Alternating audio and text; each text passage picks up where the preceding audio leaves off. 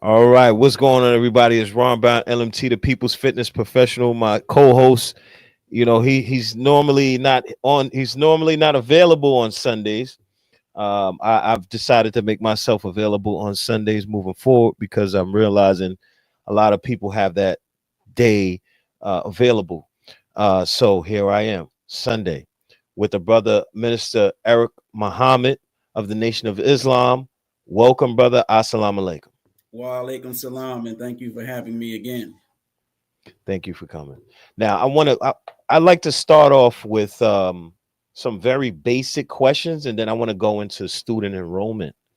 I want to go into the questions from the student enrollment. Sure. So the basic question is to join the Nation of Islam originally, the way Honorable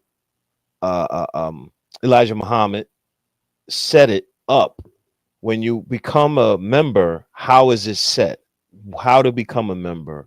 What do you have to do? I know from my experiences with the other nations, you have to fast for 3 days, and then you got to study supreme mathematics. Or if you're in the Moorish Science Temple, you got to go to a meeting. You have to then proclaim your nationality, get a nationality card, and continue to pay dues and things like that. So, how is it in the Nation of Islam? In the Nation of Islam, under the leadership of the Most Honorable Elijah Muhammad, when you determine that you want to accept your own, which is Islam, you write what is called a Savior's letter. It's a letter that you write to Master Farad Muhammad in care of the Most Honorable Elijah Muhammad that states your belief and your belief in Islam and your desire to reclaim your own, which is in the broadest sense, be rejoined on to your own kind. And when you write that letter, you have to write it correctly.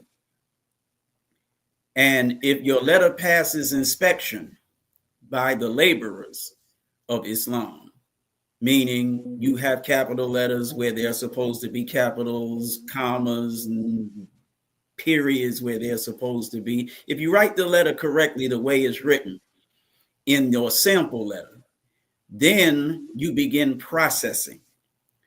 Once you begin processing, that's when you have to learn your student enrollment and your actual facts. And you have to recite both 100%. That's why on the student enrollment, it says the following questions must be answered 100% before submittance of said student to lesson number 1. That's why it says that. So once you recite your student enrollment and your actual facts, you are now registered with the Nation of Islam. Okay. And now after you're registered, what are the next steps if you can answer that? After you are registered, then you join, if you are a brother, the FOI class. You begin training. If you're a sister, you begin MGT class. You begin training. And that's why in lesson number 1, what is the meaning of FOI? The fruit of Islam, the name given to the military training of the men who belong to Islam in North America. And then you have what is the meaning of MGT and GCC, Muslim Girls Training in General Civilization class. This is the name given to the training of women and girls in North America, how to keep house, how to rear their children, how to take care of their husbands, how to sew, cook, and in general, how to act at home and abroad. These training units were named by our prophet and leader of Islam, W.B. Farad. And so it is through training that you really learn the course that you have enrolled in with respect to the student enrollment and the actual facts. It's your training classes. Okay. So training, I don't know if you can expound on that. What does the training entail? Yes, sir. Now, once you get to the training, there are things that an FOI must know. General orders, principles of Islam, student enrollment, actual facts, lesson number 1, and the want and belief. We are taught that a fruit is the best, that he's constantly training and conditioning himself to meet and overcome all obstacles in his path, that his sole purpose is to deliver the dead to the Lamb of God, the most honorable Elijah Muhammad. Now, deliver the dead to the Lamb of God, the most honorable Elijah Muhammad, takes us into Lost Found Muslim lesson number 2. What is the duty of the civilized person? To teach the uncivilized people who establish civilization, righteousness, the knowledge of himself, the science of everything in life, love, peace, and happiness. So our sole purpose for which we enter this course of study is to civilize the savage, uncivilized, who have lost the knowledge of themselves and are living a beast life. That's the sole purpose, to get someone else like us, as many as we can, actually, to get as many as we can who, like us, had not the knowledge of self, and provide them with the knowledge of self and bring them back to their own.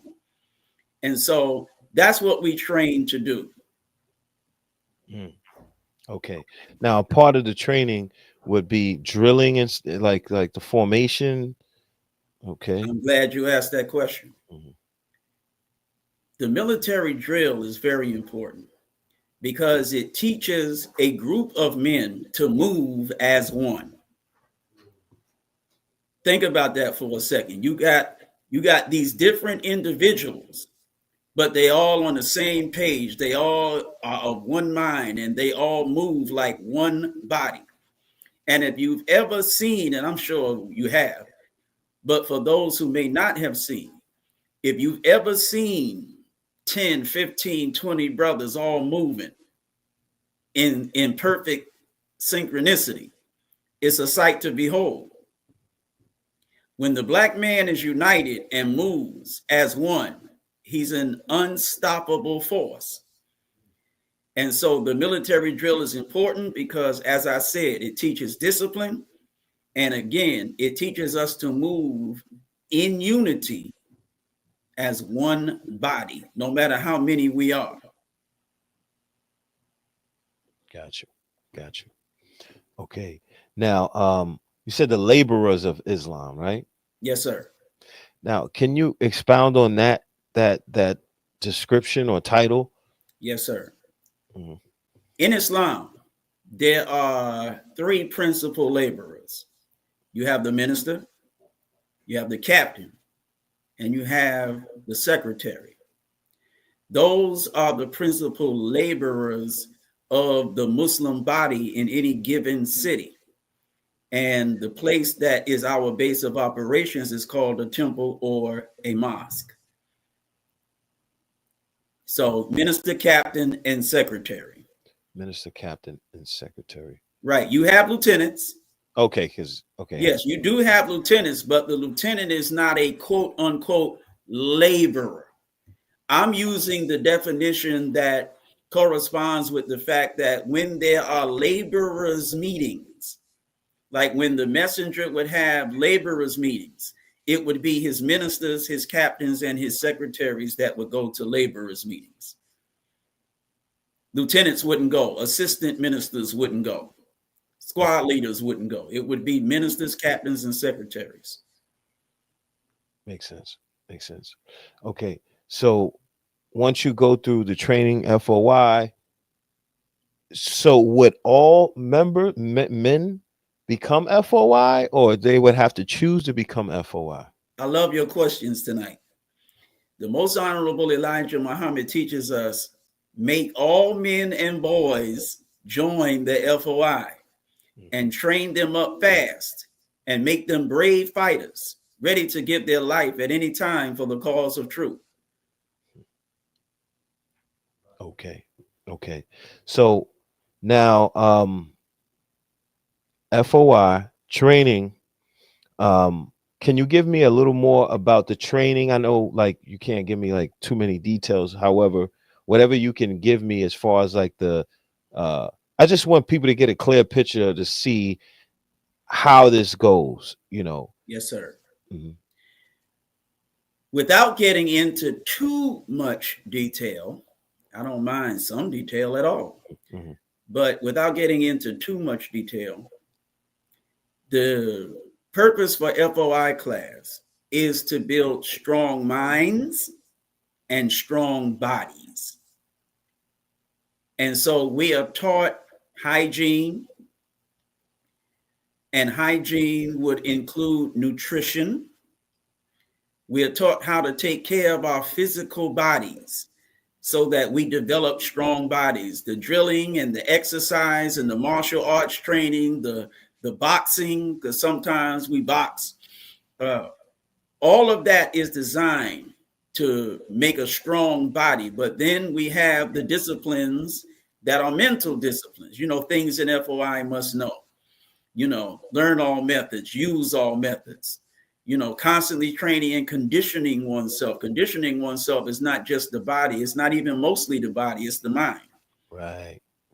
You got to condition that mind because there are obstacles in your path to delivering the dead to the Lamb of God.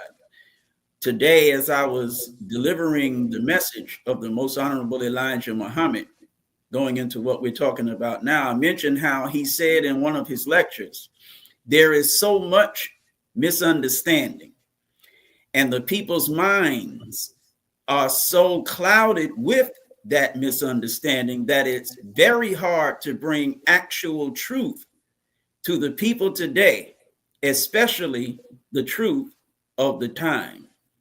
Right now in 2024, brother, the only people who don't know, if you go by the way our people act, the only people who don't know anything about the Nation of Islam is the Nation of Islam. Everybody thinks they know the Nation of Islam better than the members of the Nation of Islam. And it's not all their fault. You have people out on the street selling FOI manuals and selling Supreme Wisdom books, and you got all kinds of things going on the internet where people, even the lessons. I mean, I'm sorry to God body, but the lessons say for registered Muslims only. And yet, starting back in the 1960s, you have the lessons, the Supreme Wisdom, just being handed out to people who are not registered Muslims. The Nation of Islam is all wise and does everything right and exact.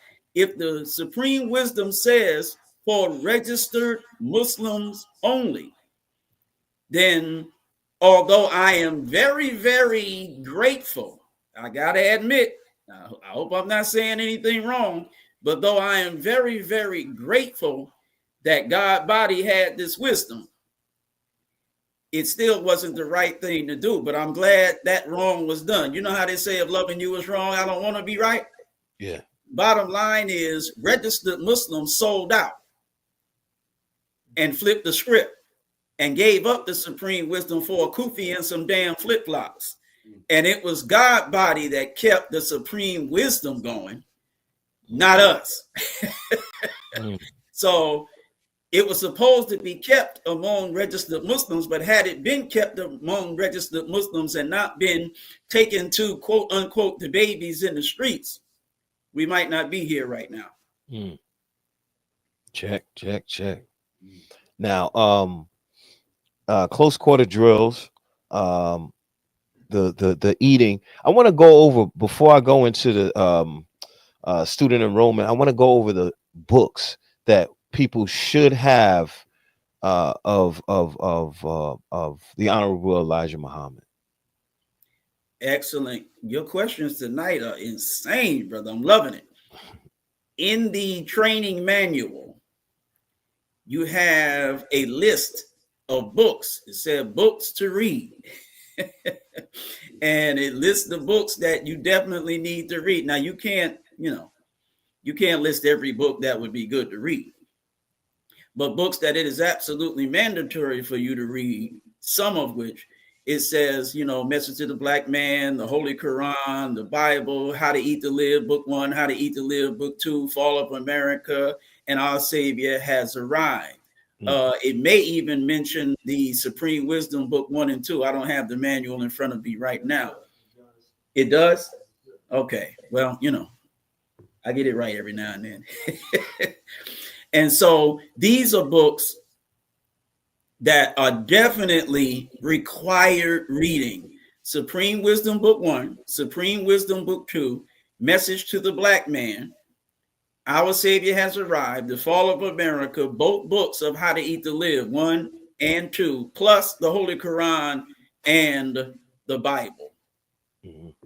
Absolute necessary. Now, I want to put this question up here because I think that is a good question. Let me see. Are the Supreme Wisdom from Melchizedek a legit copy I can obtain?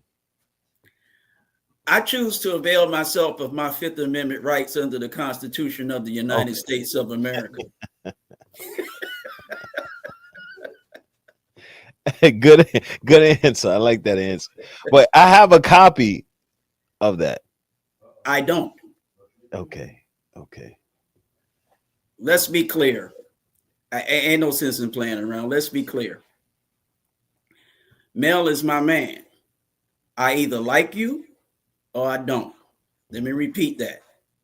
When it comes to Minister Eric Muhammad, I either like you or I don't. I'm either down with you or I'm not.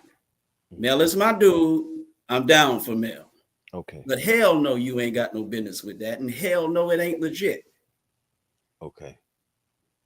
Got it. Period. Got it. All right. So now, the purpose of these following questions must be answered 100% before submittance of student to said lesson number one. Why is it important to be 100% quoting that 100%? Because the Nation of Islam is all wise and does everything right and exact. That was easy. That was an easy one. All right. That's a fact. That's a fact though. Okay. So let's go to MGT GCC, Muslim Girl Training General Civilization class. Now, I know you can't really take me into that too far, right? However, whatever information you can kind of like to give us a picture of how that operates, because we know what the brothers do as far as the drills are concerned. That's at least, something that we can see. But on with the sisters, do you have any idea of what the sisters are doing in the MGT GCC classes? Now, what I don't want to do is speak for the sisters Right. class, minister or no minister. I don't want to speak for the sisters class. What I can say is what is obvious, what's in plain sight. Sisters drill as well. And what I also can say is that if you study that lesson or just read it, you don't even have to study it. You have what is called 7 units. And those 7 units are, how to keep house, how to rear their children, how to take care of their husbands, how to sew, how to cook, and in general, how to act at home And abroad. and how to act abroad. Mhm. The bottom line is through the last 469 years, we, the black man, have lost the art of being black men. And our sisters have lost the art of being black women. They've been forced to be black men. And so, coming into the Nation of Islam, we have to restore both male and female to their proper roles. A man is supposed to maintain a woman. She's not supposed to have to maintain herself and certainly not maintain a man. And she should not have to protect herself. She's supposed to have the protection of a man. Mhm. And so in the Nation of Islam, we teach the black man in the FOI class how to know his responsibility, but not just know his responsibility, but how to live up to it with respect to his woman and with respect to his children. And we teach the sisters the things that are mentioned in the question number 14 in the 1 through 14 or Lost Found Muslim lesson number 1. So again, not to be redundant, but we want to restore the black man to his proper role as a man. We want to restore the black woman to her proper role as a woman, because the family is the basic unit of any nation. Mhm. And as the messenger teaches us, we have not respected, we have not protected, nor have we elevated our black woman. And so that's our goal, and that's what we strive to achieve. Okay. Now you're saying that the teachings pretty much bring or restore the black man in his original state. Yes, sir. Okay, so that's why I was getting ready to go to who's the original man. The original man is the Asiatic black man, the maker, the owner, cream of the planet Earth, father of civilization, and God of the universe. Now, does that allude to that question and answer, bringing us back to the original state, original man? Yes, that's the long-term goal. Right now, right now we got to get this black man off his back. We got to get this black man off his knees. We got to get this black man off the corner. Well, we really want him on the corner. We just want him off the corner the way he has been on the corner. Right. If he's going to be on the corner, we don't want him standing on the corner holding a bottle or holding a black or holding something else that we hold that I don't want to mention up here. Mhm. But we want him on the corner holding that truth that Muhammad speaks, which is an article written by the most honorable Elijah Muhammad that is designed to raise us from the dead and back to life. But the bottom line is we got some serious problems. Before we can be, the cream of the planet Earth, God of the universe, and all that wonderful stuff that's down the road a piece, we need to have a job or an honest, visible means of support. Before we go to all that stuff down the line, we need to know how to be the head of a household.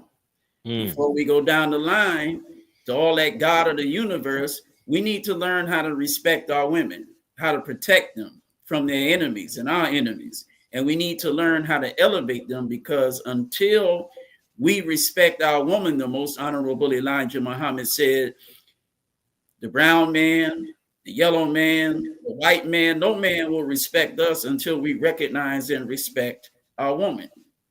So we got to start there. Okay. And Okay. then we move on from there to the greater things down the road. Okay. Now, training FOI members and things. It's the training is based. The training is to pretty much change the state of mind. Yes, sir. Right. So standing for long periods of time, drilling, learning how to work with one another, uh, uh, uh having lessons on cap, your diet, and all these things.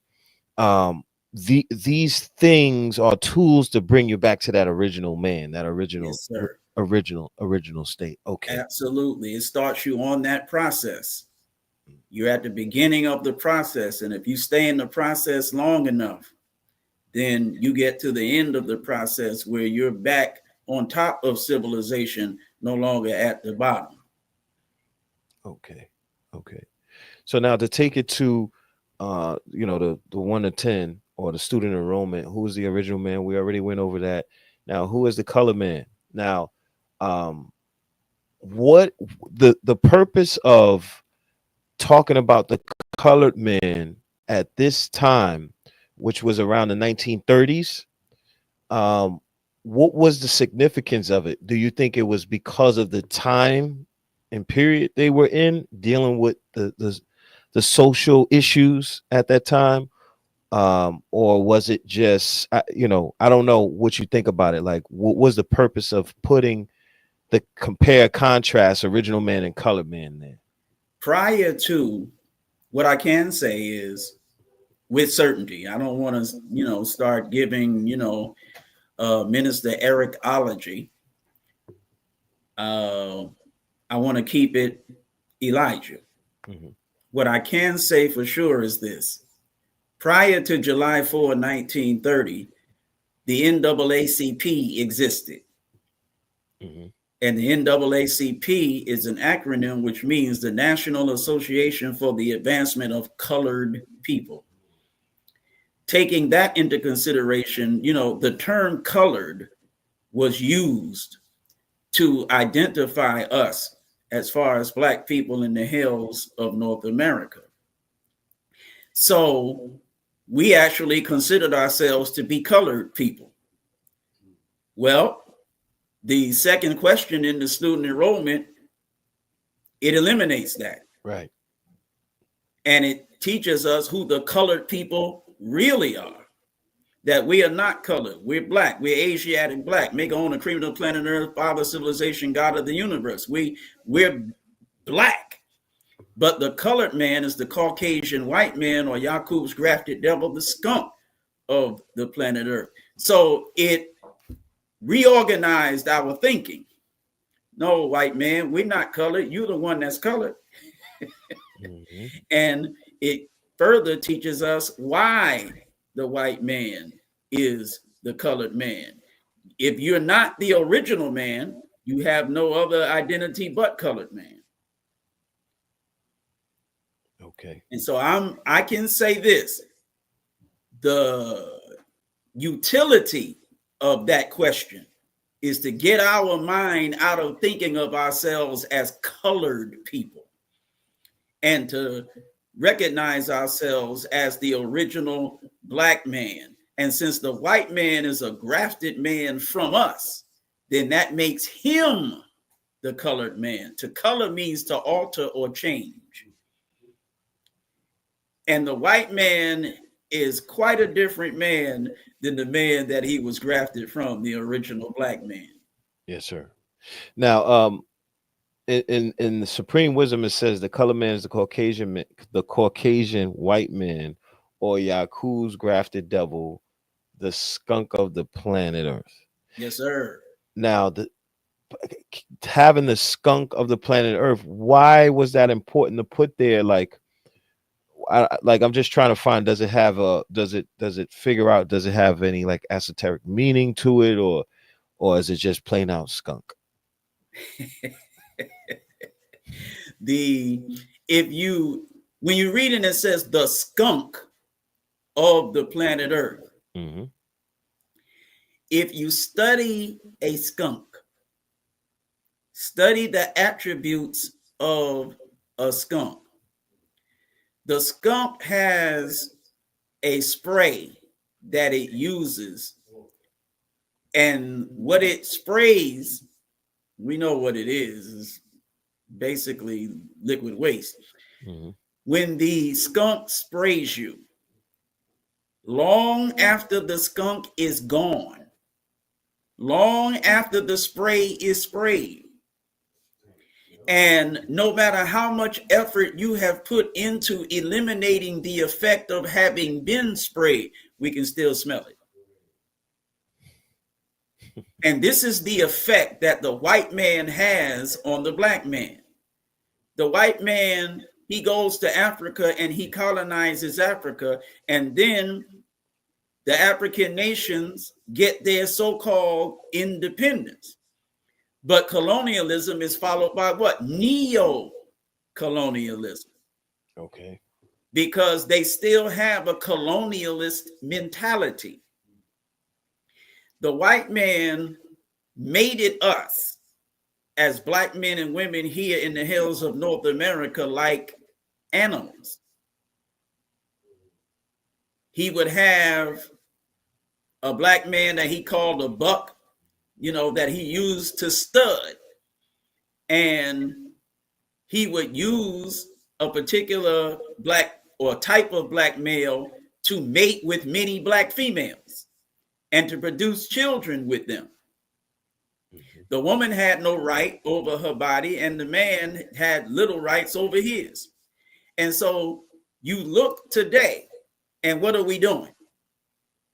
We got 3, 4, 5, 6 baby mamas. Mm-hmm. And who knows how many children by those baby mamas. We're still running around making babies with women that we are not responsible for, just like we did when we were being studied by the white man during slavery.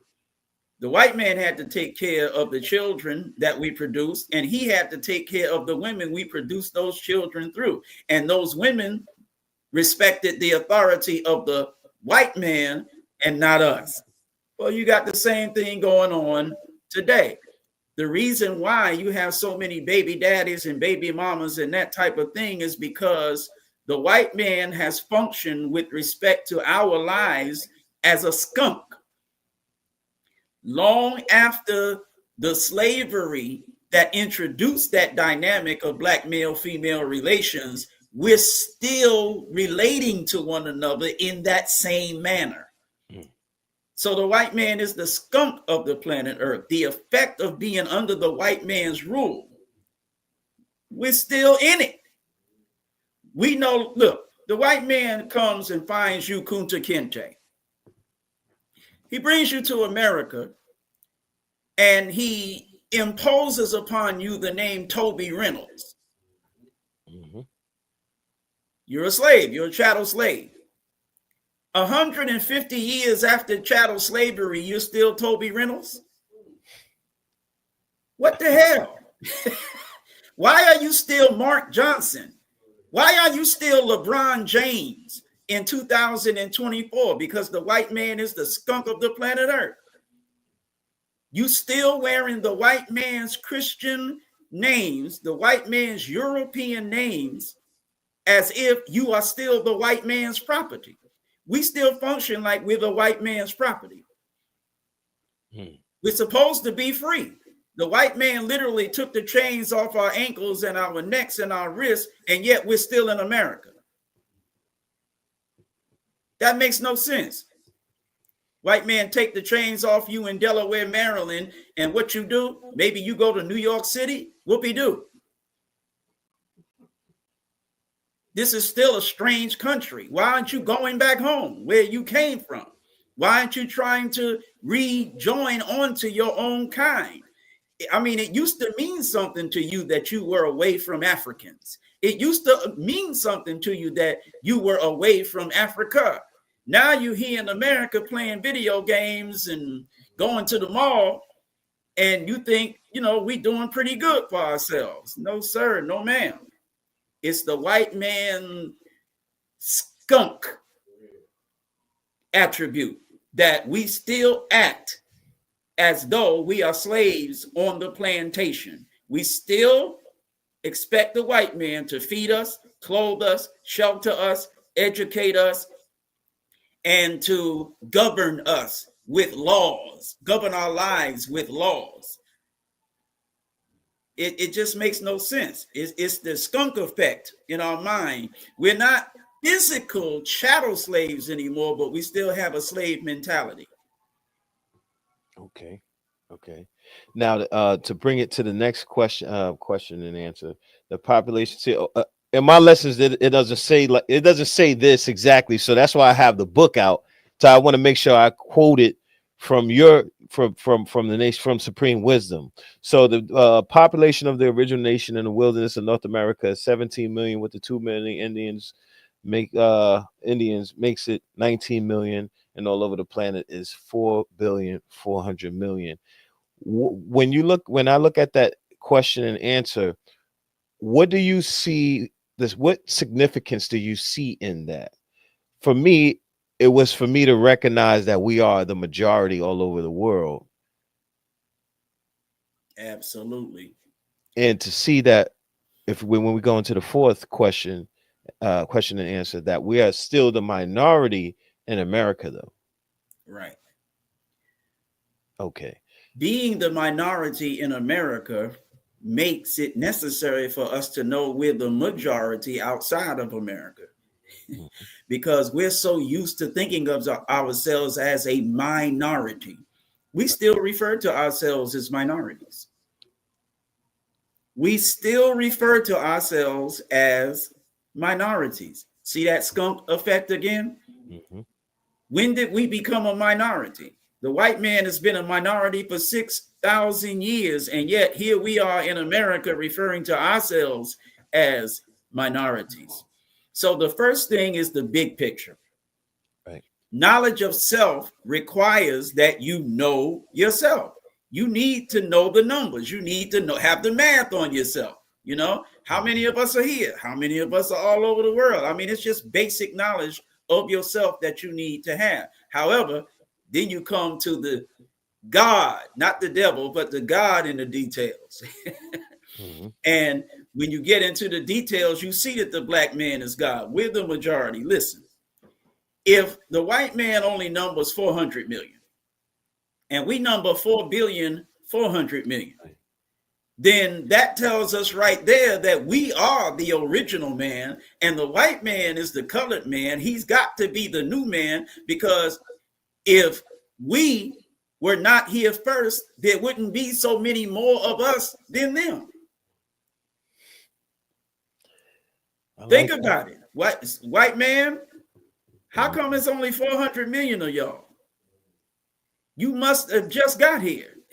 You haven't been multiplying very long, because there's only 400 million of y'all. We 11 to 1 to you, white man, and that's because we've been here so much longer than you. And if we've been here longer than you,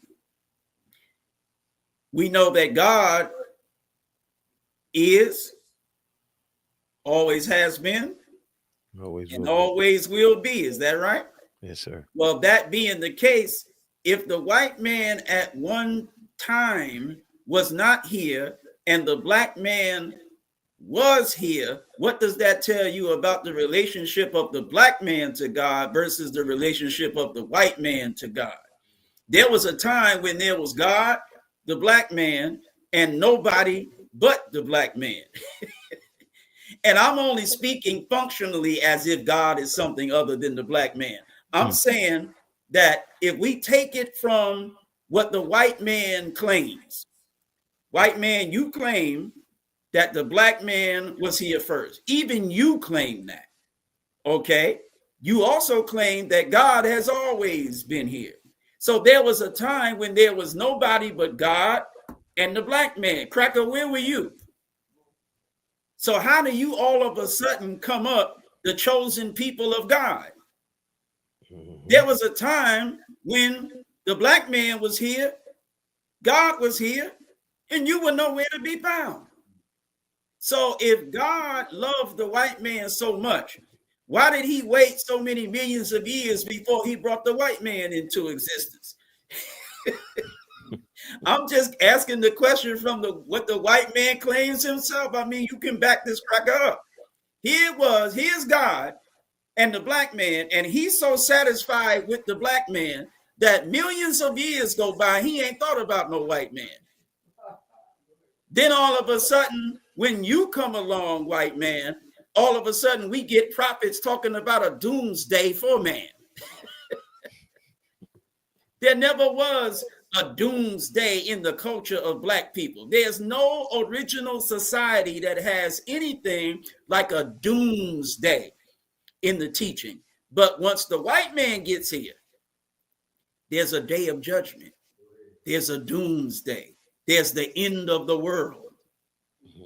Millions and millions of years, black culture, nothing like that. But as soon as the white man gets here, there's a limit of time and a judgment day and a doomsday that comes to end his world.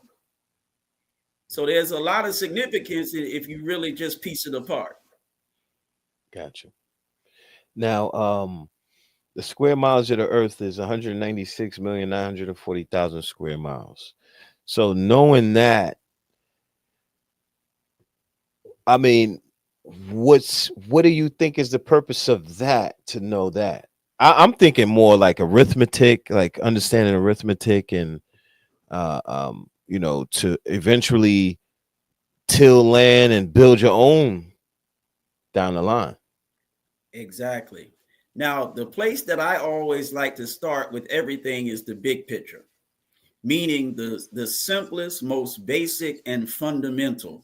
Before I get into any science, I just want to deal with the fundamentals.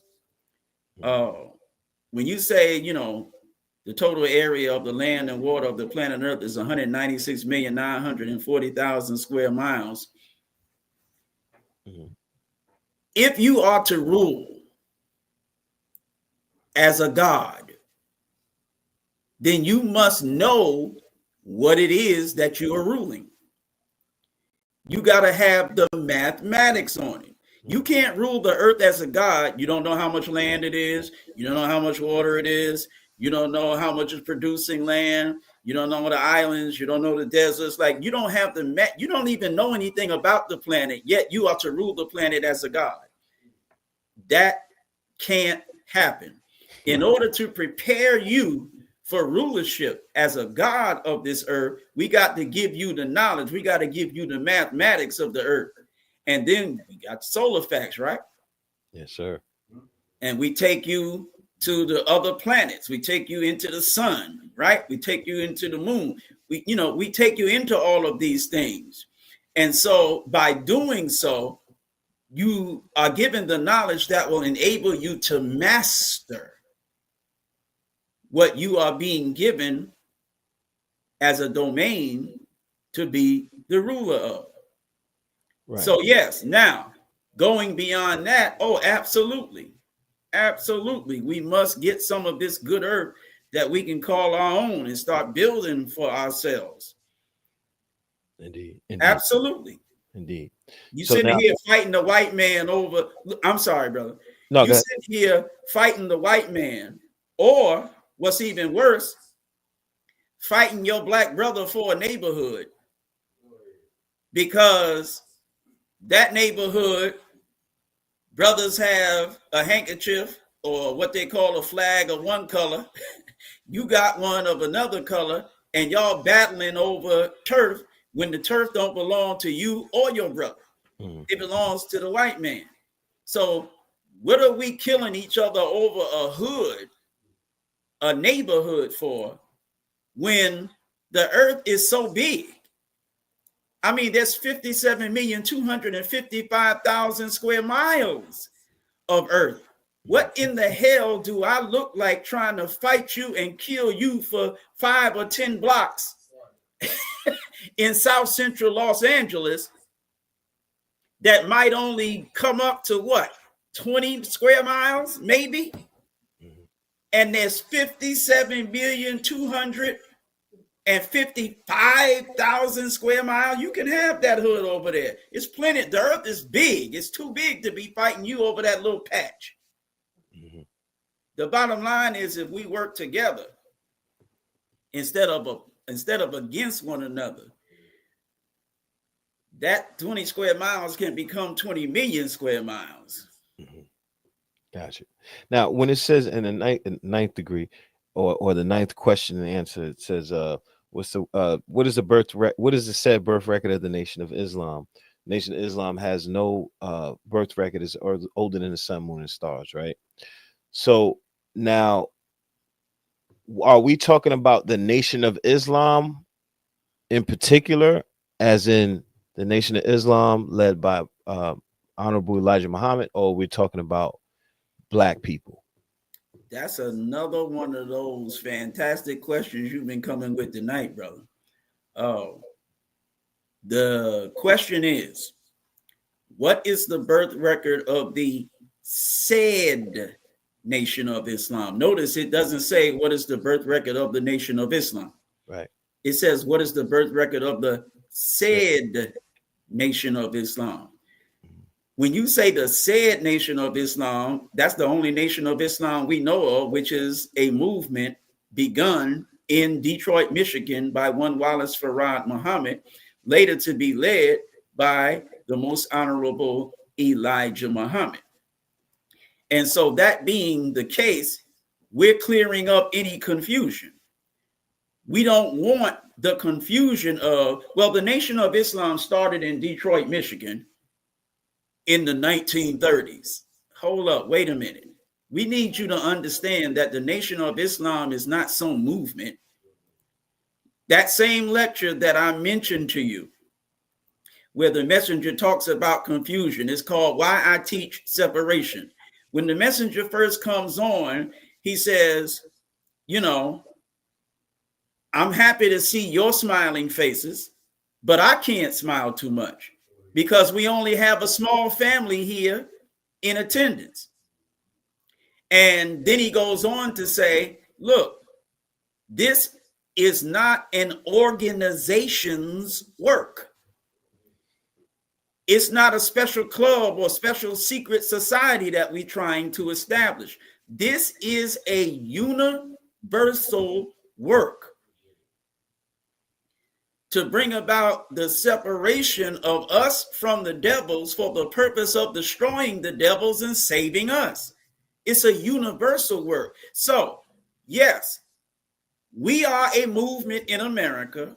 We bear the name Nation of Islam.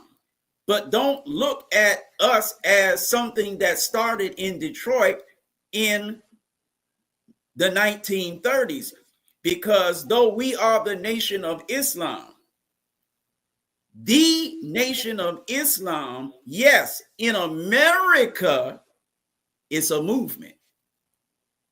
And that movement started in 1930. But the only reason it's a movement in America that started in 1930 is because we are lost members of the Nation of Islam. We got lost from the Nation of Islam way before 1930. Got you. But we weren't found again until 1930. So we're the lost, found Nation of Islam. The Nation of Islam that we were lost from and now have been found by has no birth record. It has no beginning. It has no ending. So please don't start Nation of Islam with Master Farad Muhammad in Detroit, Michigan in the 1930s.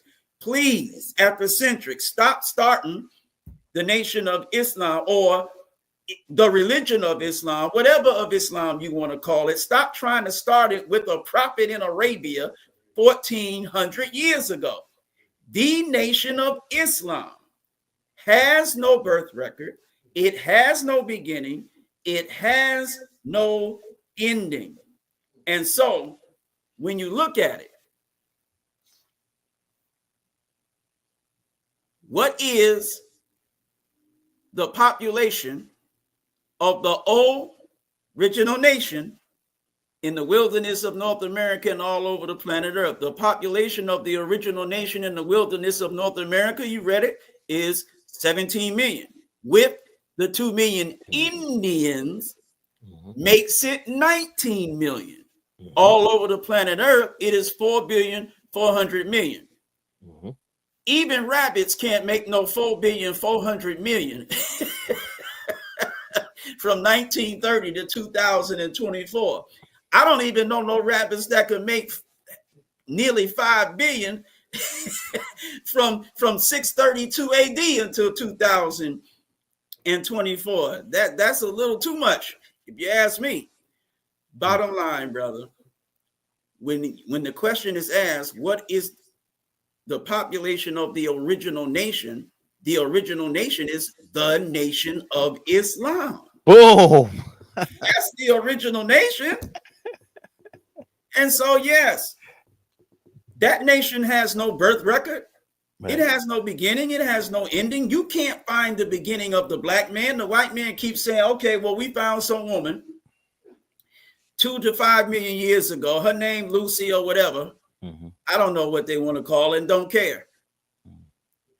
And, you know, we've concluded that the mitochondrial DNA of all human beings traces to this woman.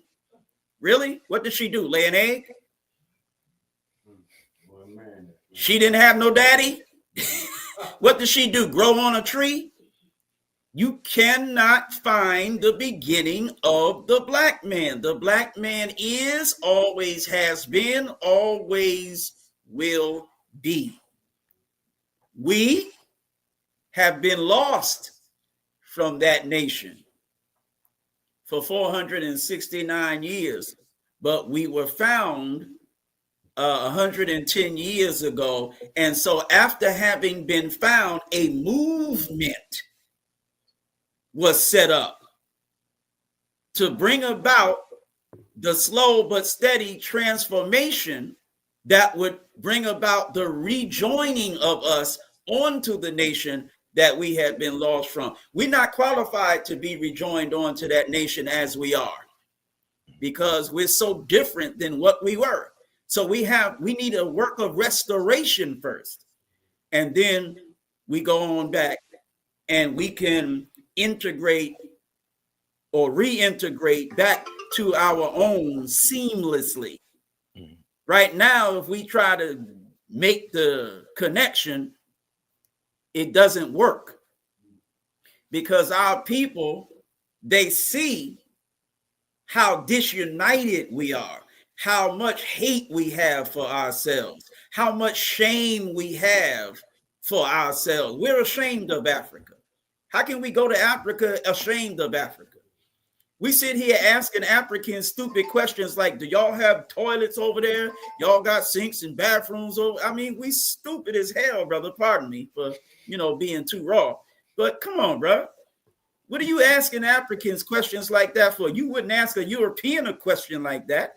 You wouldn't ask an Indian a question like that, but you're going to ask your African brother or sister, do they have basic things like toilets and tubs and showers and things like that? We act like Africans live in huts or something. We don't have running water. It's ridiculous, brother. Mm-hmm. So with our minds as they are, it's not a good connection right now. In order for us to connect seamlessly, that's where the movement that is said Nation of Islam, that's where that movement comes in. It re-educates us, it retrains us, and it restores in us a respect and love for one another and a desire to be in unity with our own kind. All right, well said, well said. Now, before we wrap it up, I want to ask you about how important is the problem book? So important that I have for 41 years been scared to mess with it. Brother, I'll spit them lessons out like you wouldn't believe. But that problem book, if I see you coming with it, I'm gone. So why are you afraid of it? It's hard though. I can't. And thank you. That problem book is no joke, brother. Right. But we have one brother in the temple, the brother Shaheed. That brother be going through that problem book and giving us classes on it. I got to take my hat off to the brother. He ain't scared of it. That's a big Mr. Eric, brother. That problem book scares the hell out of me. When I read them problems, I'll be like, okay. Yeah. Like I'll holler at you later. Hey, I looked at it a few times and I said, I put that down for a second. Yeah, there you go. Yes, sir. I need a good weekend. We here.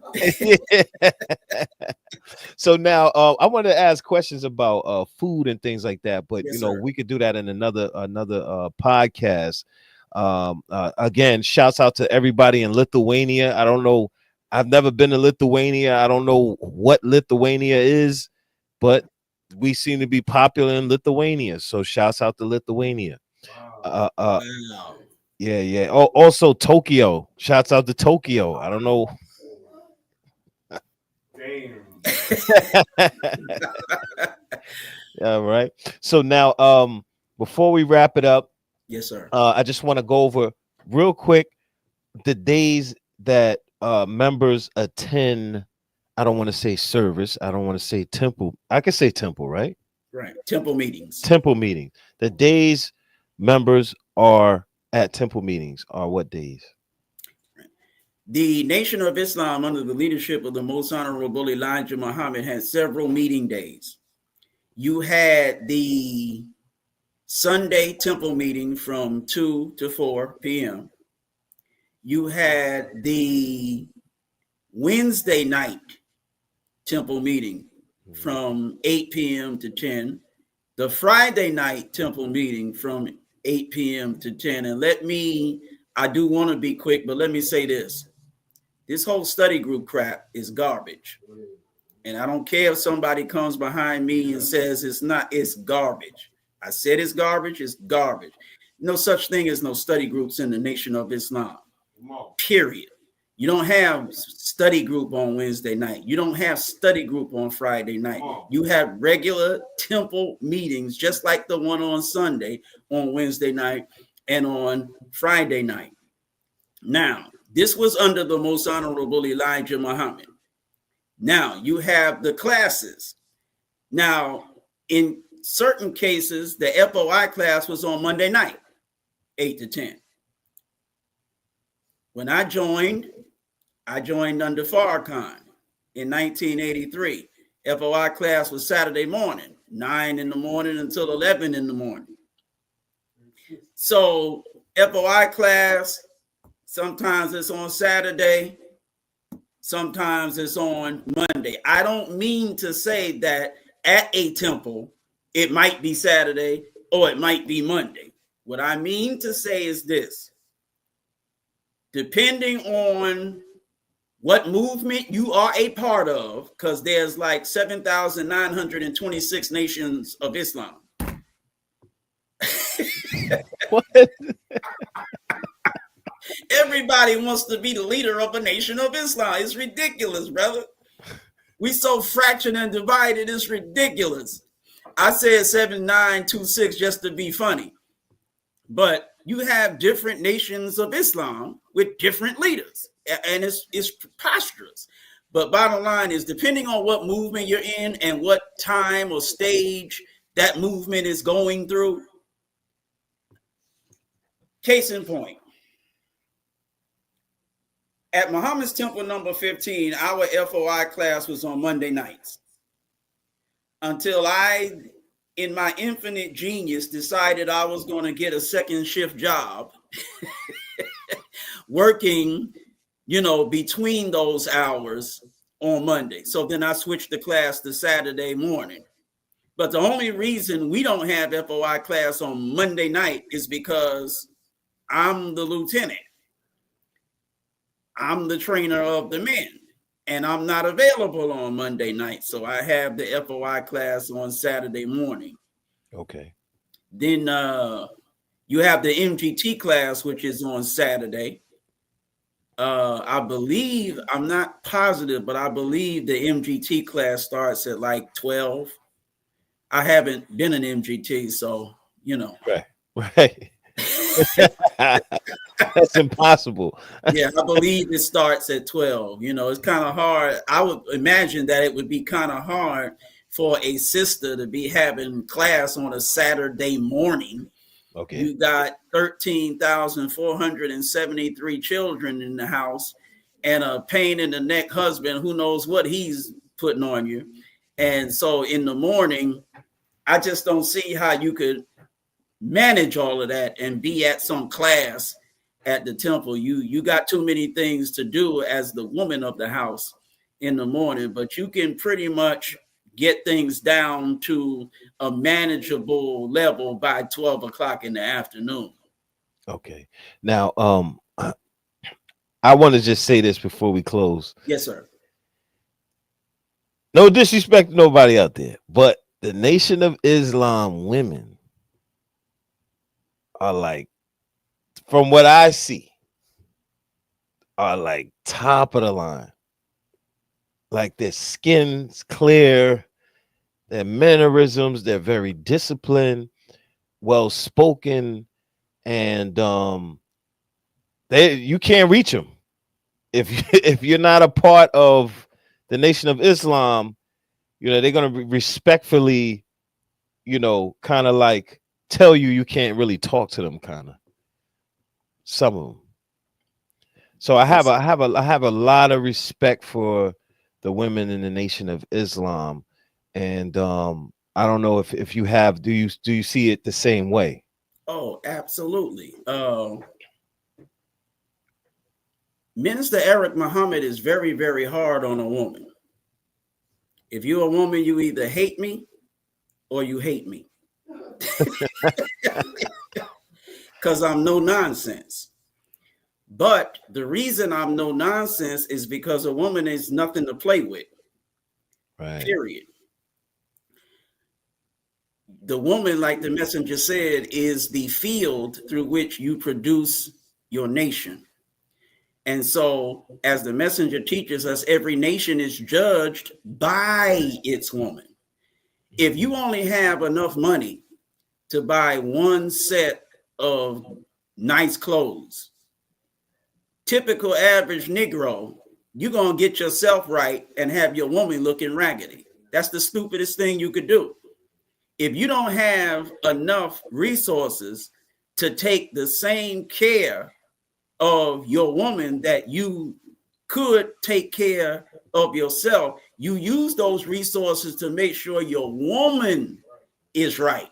You look raggedy if you have to, but have your woman looking nice, because you're not judged by yourself. You are judged by your woman. And this is what hard-headed, stiff-necked, rebellious, pain in the damn neck women need to understand. When I tell you this is what it is, you don't argue with me and you don't give me no problems, so you can get the hell on up the road, because I'm telling you what I'm telling you because I'm being judged by you. Mm. I'm being judged by you. So that gives me the right to control you, period. Oh, wow. You don't get to make me look the way you feel like making me look because you feel like doing something. You do what the hell I say, the way I say it, and you don't take a whole lot of time getting it done, period. That's it. Ah, on that note, thank y'all for tuning in. Really appreciate you, brother Eric Muhammad. Likewise. Uh, there it is. There, Asiatic soldier. Exactly.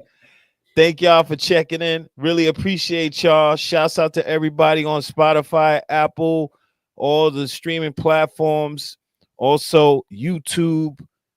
See y'all Tuesday. Peace.